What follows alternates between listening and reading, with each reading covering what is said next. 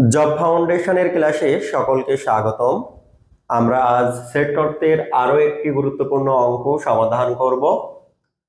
প্রথমে আমরা প্রশ্নটি ভালো করে পড়ি। কোন বিদ্যালয়ে একটি পরীক্ষায় 70% শিক্ষার্থী গণিতে এবং 80% শিক্ষার্থী বাংলায় পাশ করেছে। তাহলে এখানে পাশের মান দেওয়া আছে, কিন্তু 10% শিক্ষার্থী উভয় বিষয়ে ফেল করেছে।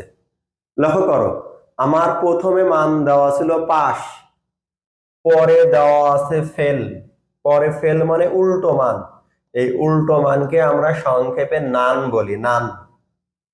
যদি উভয় বিষয়ে এতজন শিক্ষার্থী পাস করে, উভয় বিষয়ে পাস, পাস বলতে আমাদের কিন্তু ইন্টারসেকশন বোঝাচ্ছে, উভয় বিষয়, তাই এ ইন্টারসেকশন বি বোঝাচ্ছে। হ্যাঁ, এর মান দেওয়া আছে সরাসরি, কত দেওয়া আছে?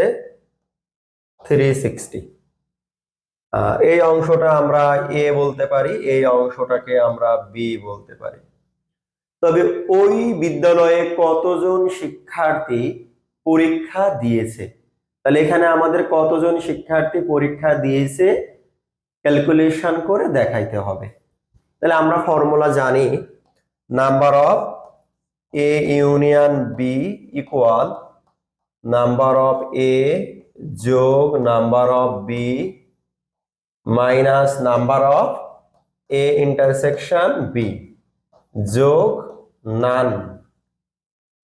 এখানে আমরা লক্ষ্য করি, যেহেতু পার্সেন্টেজের ক্যালকুলেশন, তাহলে এই টোটালটা হচ্ছে 100%।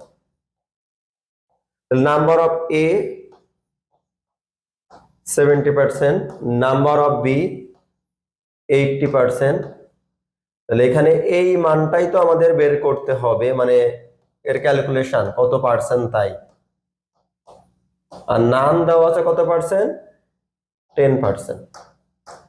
তো লক্ষ্য করি, এখানে যদি আমরা লক্ষ্য করি 70 আর 80, 150 আর 10, 160।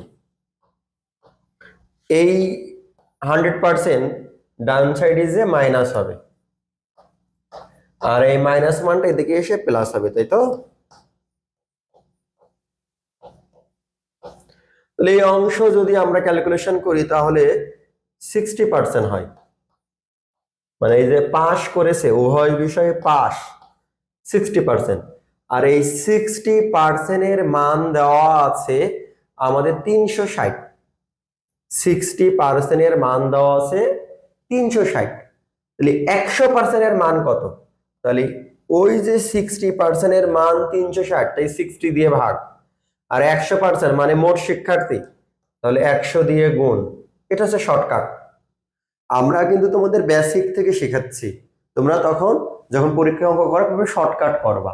এই 360 ভাগ 60 গুণ 100, তাহলে 0 0 কেটে গেল, 6 6 36, 6 আর 100 গুণ করলে 600।